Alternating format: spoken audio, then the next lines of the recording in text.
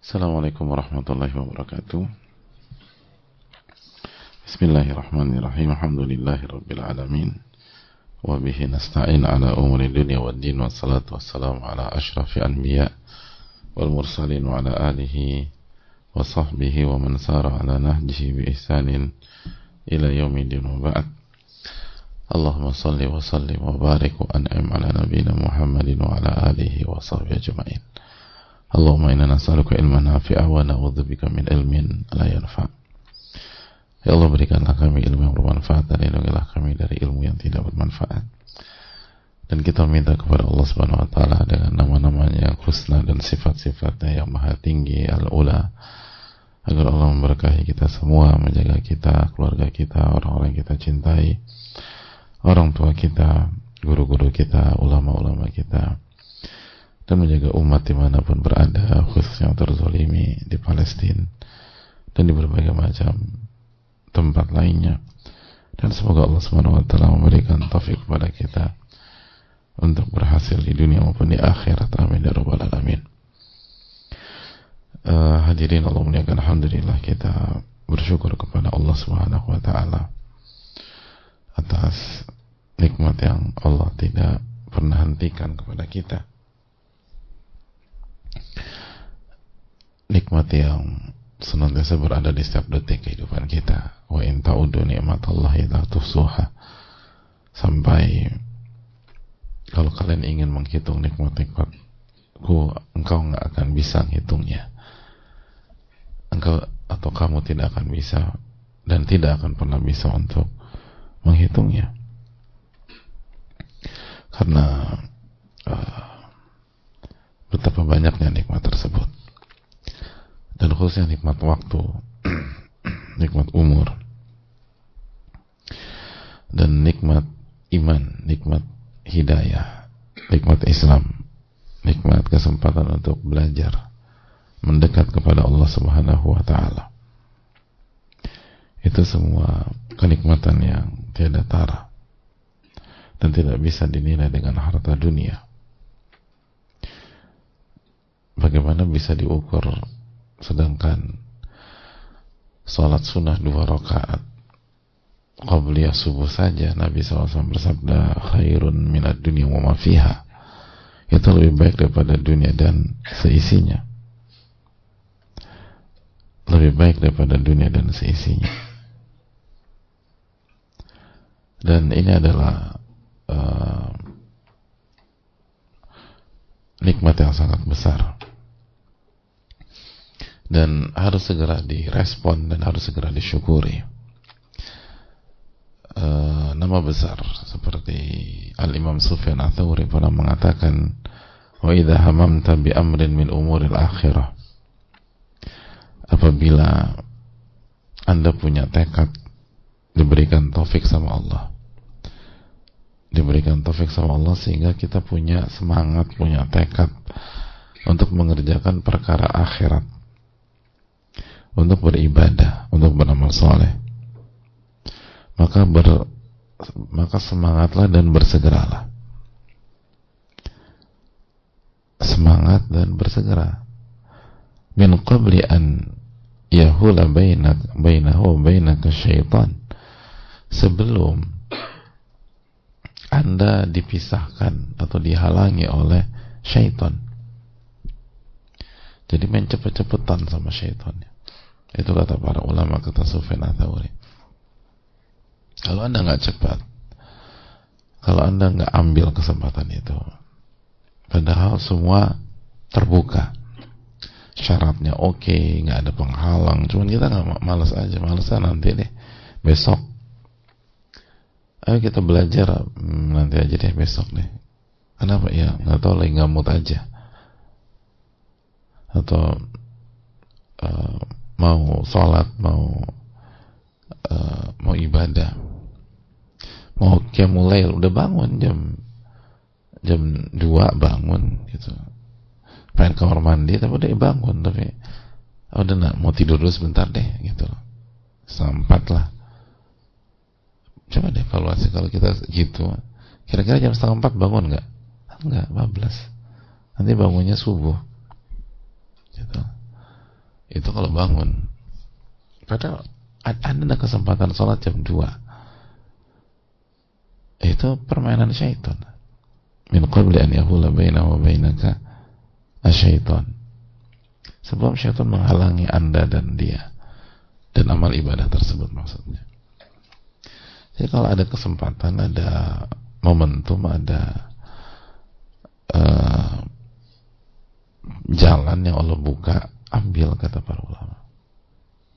Melangkah. Karena kita nggak pernah tahu kapan pintu itu tertutup. Atau dalam konteks Sufyan Ats-Tsauri rahimahullah, syaitan itu nggak membiarkan itu terjadi dengan mudah. Dia akan berusaha. Dan kita tahu syaitan sangat berambisi untuk menjadikan kita ashabil jahim, menjadikan kita ahli neraka. Makanya kan kata para ulama, idza asbahta fala tantadhir al-masa. Jika Anda di waktu pagi dan bisa mengerjakan sebuah amal dan kebaikan, jangan nunggu sore. Jangan nunggu sore. Jadi dalam Islam tuh bukan jangan nunggu besok, enggak, jangan nunggu sore. Wa idza amsayta fala tantadhir sabah. Dan kalau Anda punya kesempatan mengerjakan sebuah amal, sebuah ibadah, sebuah aktivitas positif di waktu sore, jangan nunggu pagi. Jadi kalau banyak orang punya prinsip yang bisa dikerjakan hari ini, jangan tunda esok hari. Kita tuh punya prinsipnya, kalau bisa dikerjakan pagi ini, jangan nunggu sore. Jadi masih hari ini juga. Kalau bisa dikerjakan pagi ini, jangan nunggu siang. Kalau bisa dikerjakan siang, jangan nunggu sore. Kecuali siang ada urusan yang sama pentingnya atau lebih penting, atau yang lebih fardu, ada janji dan seterusnya. Tapi kalau kosong, ya kenapa nunggu sore? Kita nggak tahu apakah sore masih diberikan kesempatan oleh Allah apa enggak. Kerjakan hari itu. Makanya kan ada istilah di pergaulan, biasanya kalau acara yang nggak direncanakan jalan tuh, gitu. Udah langsung hubungi teman-teman deh, besok bisa nggak kita ngumpul, atau besok kita bisa meeting, atau besok kita bisa jalan nggak? Udah nggak usah nunggu perencanaan matang-matang bla bla. Ya ada acara yang butuh perencanaan matang tuh ada, tapi ada juga yang enggak. Dan kita malas aja ngerjain hari ini atau besok. Kesannya semua acara tuh harus bulan depan. Kesannya setiap acara tuh harus 2 minggu lagi. Enggak juga. Bisa jadi. Oke, siang ini ada waktu. Coba cek grup. Ada. Oke, kita kerja siang ini aja. Nggak usah nunggu 2 minggu lagi, 3 minggu lagi, 4 minggu lagi. Karena syaitan tuh akan bermain dari tadi. Makanya begitu ada kesempatan detik ini atau besok atau lusa, kita tunda. Intinya kan bukan hari ini, besok atau lusa, tapi intinya kerjakan secepat mungkin dari waktu yang Allah kasih ke kita dan Allah mudahkan ke kita, dan semua syaratnya komplit dan tidak ada penghalang. Kerjakan di situ. Kalau kita tunda, udah macam-macam deh. Nanti ada inilah, nanti ada berubah pikiran lah, nanti ada yang sakit, nanti ada yang sibuk, nanti ternyata anaknya punya acara apa, udah janji. Dan itu syaitan akan bermain. Maka hal ini harus terus kita ingatkan. Makanya sebuah kesalahan fatal dalam berpikir adalah orang yang mau tobat nunggu tua. Nanti gue mau tobat pas tua aja. Yang pertama masih hidup pas tua. Terus yang kedua, Anda gak pernah tahu syaitan bagaimana. Nunda besok aja gak boleh kalau kita bisa kerjakan hari ini. Nunda sore aja gak boleh, kata para ulama, kalau kita bisa kerjakan pagi ini. Apalagi nunggu tua. Terus yang ngomong anak usia 21 tahun, 22 tahun. Ya tuanya kapan? Dan akhirnya as-sayfa dhaya'til laban. Kalau kata pepatah, udah Anda sia-siakan momentum, dan momentum gak balik lagi. Gitu. Anda sia-siakan susu di musim panas kemarin, itu sebuah istilah. Maksudnya udah hari ini udah nggak ada susu lagi. Susu tuh di musim panas kemarin. Itu ada ceritanya, tapi mungkin kapan-kapan kita ceritakan. Intinya menunjukkan bahwa nggak semua momentum itu terulang. Nggak semua kesempatan itu datang dua kali. Maka manfaatkan nikmat kesempatan, nikmat waktu yang Allah kasih kepada kita. Semoga Allah memberikan taufiknya kepada kita. Amin ya rabbal alamin. Hadirin, kita buka sesi diskusi. Semoga Allah memberikan taufik dan memberikan ilmu nafi. Wassallallahu sallam ala nabiyina Muhammad.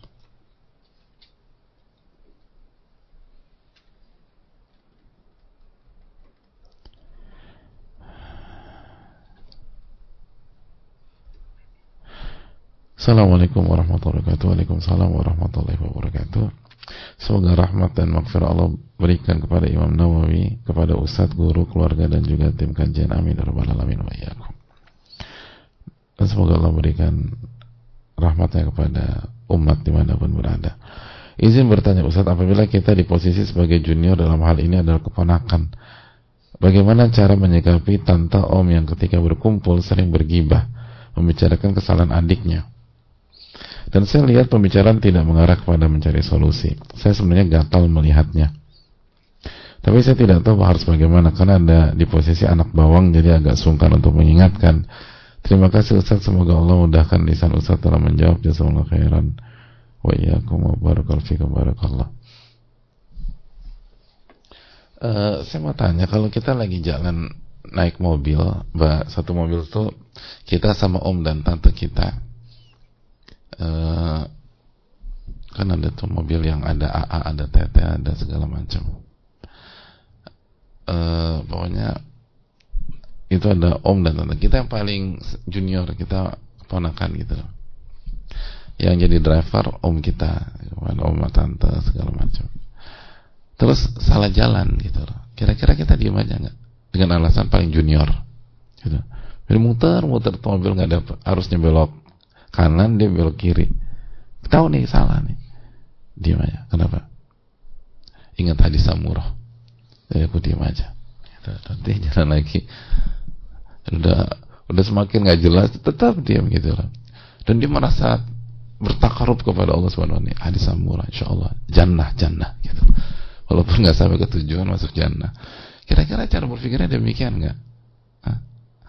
Gimana, kita diam aja atau kita harus kasih tahu om dan tante kita, om mohon maaf tadi kita jadi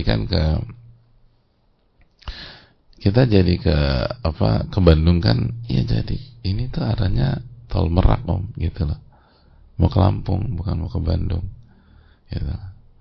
Oh, anak kecil tahu apa ya, lihat tulis aja om gitu. Dan ini nyasarnya terlalu vulgar om gitu loh. Kalau Bandung salah pintu tol antara Pasteur Buah Batu sih masih oke lah. Ini mau ke Bandung lewat tol Merak itu kan terlalu ini.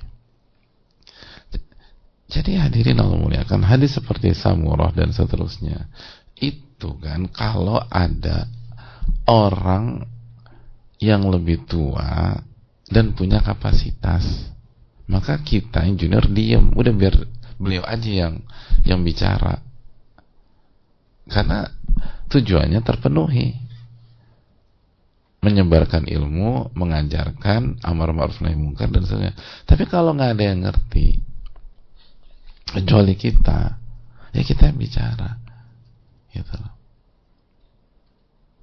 Kita yang bicara, kan nggak bisa begitu. Kita jalan ke London atau ke Madrid sama om tante kita, semua nggak ada yang bisa bahasa Inggris dan bahasa Spanyol, cuman kita. Terus kita diam aja gitu, diam. Kenapa? Paling junior, Om aja bicara. Ya nggak, ini yang ada bisa baca Spanyol kecuali Anda bicara. Saya ingin tanya hadirin yang Allah muliakan, kisah atau sababun nuzulnya atau kisah di balik surat Al-Masad, surat Al-Lahab itu apa? Tabbat yada abi lahabi wa tabba. Tabbat yada abi lahabi wa tabba. Celaka tangan dari Abu Lahab, dan sesungguhnya dia akan celaka atau binasa. Ma'agna anhu maluhu wa ma kasab, dan harta dan effortnya nggak ada gunanya sama sekali. Saya selana rondzat lahab, dan dia akan dimasukkan ke dalam api neraka yang menyala-nyala. Saya ingin tanya, apa sih cerita di balik surat ini atau sababun nuzul? Ada pembicaraan atau ada pembicaraan Nabi SAW bicara di hadapan keluarga besar, dan di antara keluarga besarnya siapa? Om-omnya bicara. Dan Nabi SAW dalam posisi keponakan. Makanya kan yang langsung memberikan feedback itu Abu Lahab, pamannya. Tabban laka alihada jama'atana. Kata Abu Lahab, makanya kan keras Abu Lahab yang bicara keponakannya. Tabban laka, celaka kamu wahai Muhammad. Cuman gara-gara ini kamu ngumpulin kita semua. Arogansi paman. Begitu Abu Lahab menyerang Nabi SAW, turun ayat tabbat yada abi lahab. Yang celaka itu bukan Rasulullah SAW, yang celaka itu Anda, kata Allah. Jadi ini cocok banget karena ini kejadian antara om dan keponakan, dan yang dibela oleh Allah SWT siapa? Keponakan. Dan Allah nggak mengatakan wahai Rasul diem, itu om tuh om, adab depan om diem, kan nggak bilang begitu. Justru Nabi Allah SWT membela Rasulullah SAW.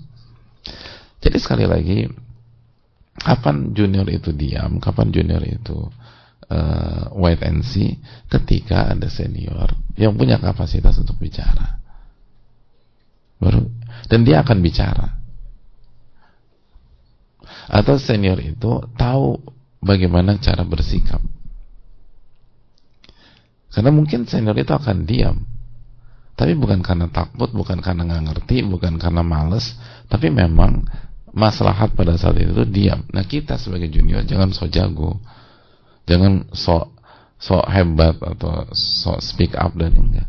Makanya kan ulama mengatakan, ulama itu takallamu bil ilmi wa sakatu bil hilmi.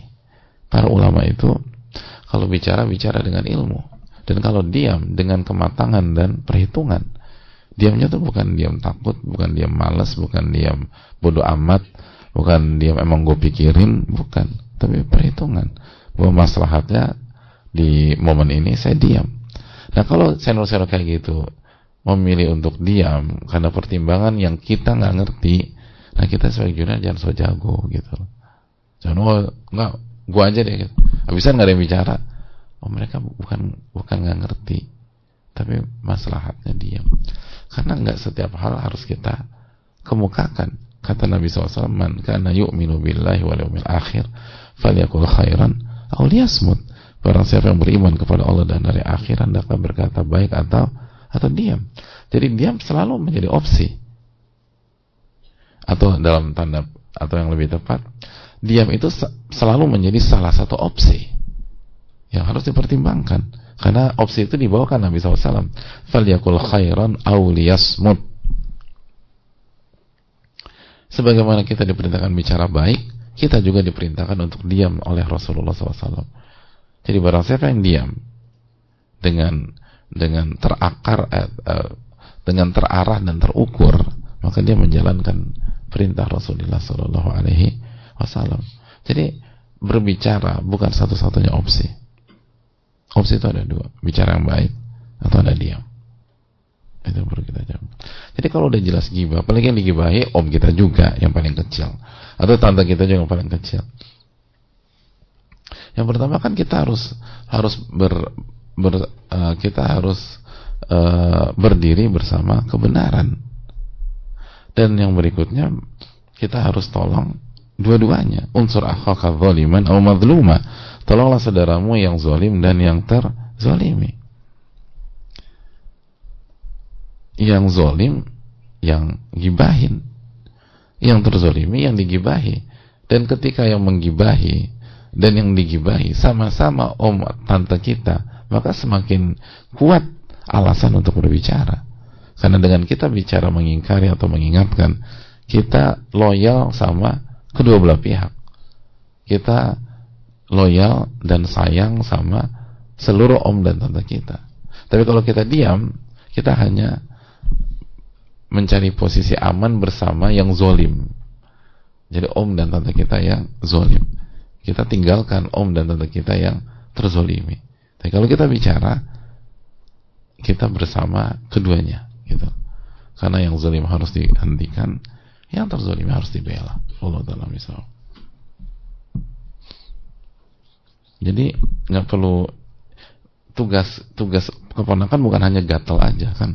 Saya sebenarnya gatal melihatnya, tapi saya tidak tahu. Jadi tugasnya bukan hanya gatal quote and quote ya, quote and quote, tapi harus ini bicara.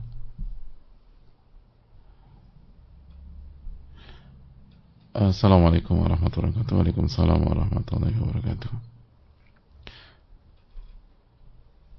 Semoga Allah SWT mencurahkan rahmat, hidayah, taufik serta segala kebaikan kepada Ustaz semua, juga bagi ulama-ulama serta kaum muslimin dimanapun berada. Amin ya rabbal alamin.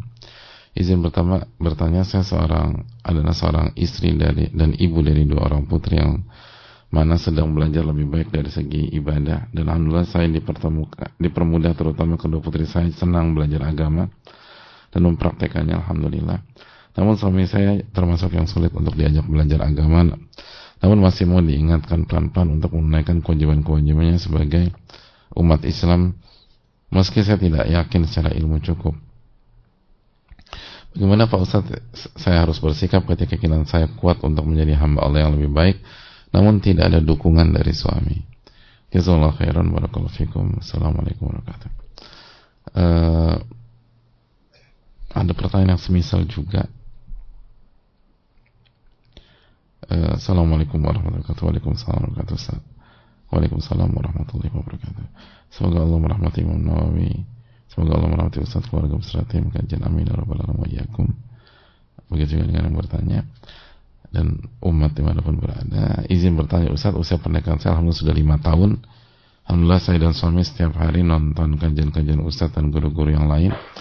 Tapi yang saya rasakan sejauh ini suami saya masih sumbu pendek dan kurang peka tentang bagaimana wanita istrinya. Padahal penjelasan Ustaz sangat simpel dan mudah diaplikasikan menurut saya. Suami juga orang yang cerdas secara akademik. Saya jadi menganggap suami saya seperti nggak belajar apa-apa dari Ustaz gitu. Bagaimana Ustaz? Jazakallahu khairan atas jawaban Ustaz. Barakallahu fikum. Assalamualaikum warahmatullahi wabarakatuh. Wa iyyakum. Waalaikumsalam. Ya nggak sama persis tapi ada irisannya. Ketika menghadapi suami yang belum sesuai dengan ekspektasi kita atau standar yang kita inginkan, dan khususnya bagi yang penanya pertama, Allah juga bukakan pintu dari anak-anak. Maka yang pertama, coba syukuri dulu apa kemudahan yang Allah kasih.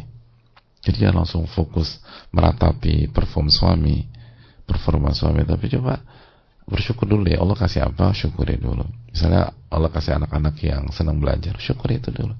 Karena janji Allah, la in syakartum la azidannakum. Kalau kalian bersyukur, aku akan tambah. Jadi disyukuri dulu. Karena seringkali kita lupa mensyukuri banyak nikmat karena fokus ke satu titik. Akhirnya kita sengsara. Padahal nikmat Allah banyak banget. Begitu juga dengan penanya kedua misalnya. Syukuri dulu Allah kasih hidayah kepada kita. Suami saya gini, tapi kan Allah kasih hidayah kepada Anda kan. Ya udah syukuri dulu.